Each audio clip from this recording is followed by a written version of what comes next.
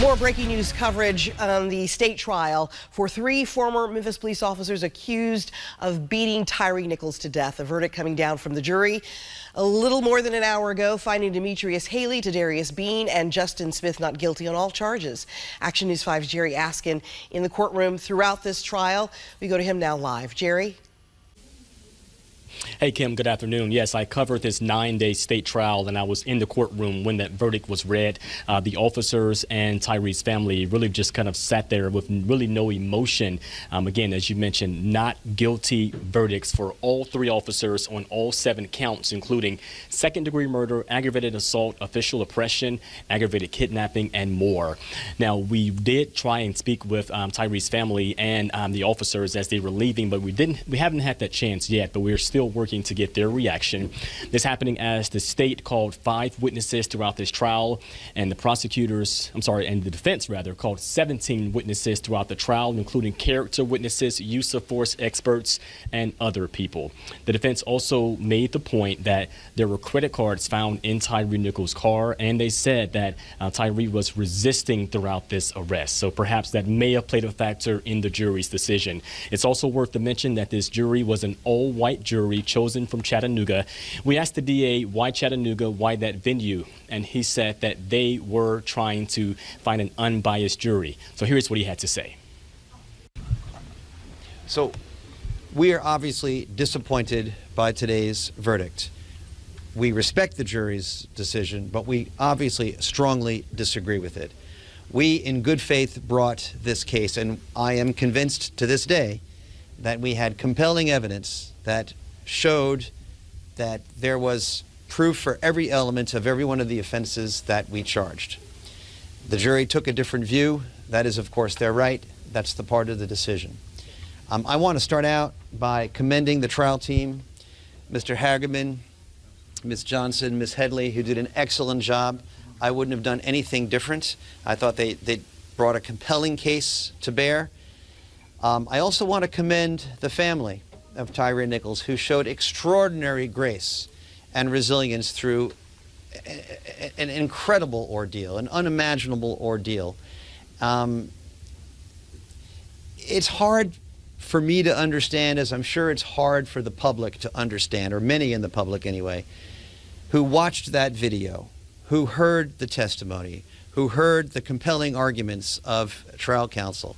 It's hard for us to imagine how someone could say that none of the defendants were guilty of any of the charges. I personally think any fair-minded person who watches the video would come to the conclusion that everybody there had some responsibility for Tyre Nichols' death.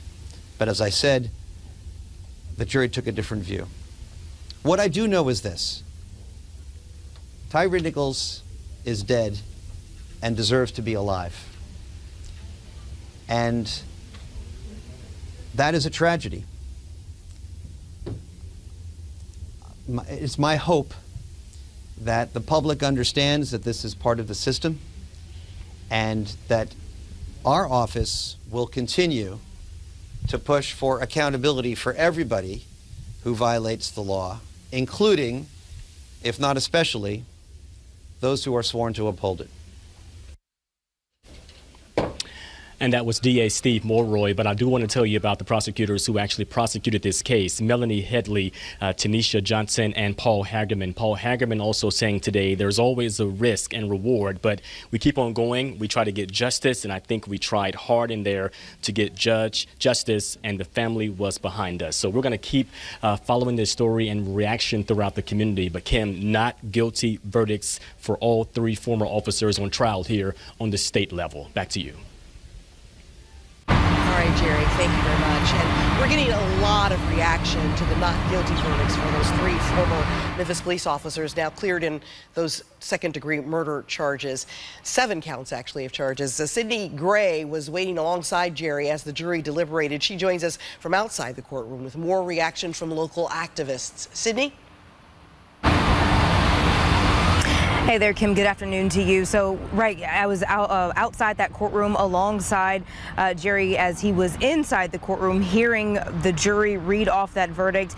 And I was just waiting by as I was hearing from, there were different local activists. They were all with Tyre Nichols' family, some of them walking into the courtroom, others waiting outside the courtroom to hear that verdict as it was being read. And simply put, Kim, many of the activists, they were angry. That is the best way to put it. And a lot of that anger was followed by sadness. Some of the activists that were sitting just near me as we were waiting for family to walk outside of the courtroom had tears just running down their face as they heard the not guilty verdict being read. Now, of course, as Jerry mentioned, we did try catching up with family, but they were too shaken up to speak immediately after that verdict was read. And minutes after it was delivered, I could see some of those family members walking out. I even saw Tyre Nichols' sister, and she had tears in her eyes. So much emotion coming from that courtroom moments after that verdict was read. We did hear from Attorney Ben Crump calling the verdicts a devastating miscarriage of justice. Now, many of the activists who've been fighting for justice for Tyre, they've been doing this since early in 2023 when all of this happened. And as I mentioned, they were there as that not guilty verdict came in, and they were equally shocked. Some of them were too angry to speak on camera, but we did hear from one of the people outside of the courtroom, just outside of 201, and here's what he had to say to me earlier this afternoon. Well, as usual, we still gonna be fighting for justice. Justice and equality in this day and time in this United States of America is just not happening. And for me to sit up here and try to do this interview is pretty rough on me and the family as well. But at this point, we got to live with this decision and let it be, because the court has decided. Well, other activists that I spoke to off camera this afternoon told me they were upset that the jury did not reflect Memphis. I'll have more on that coming up later here on Action News 5. For now, I'm live here outside of 201. Sydney Gray, back to you.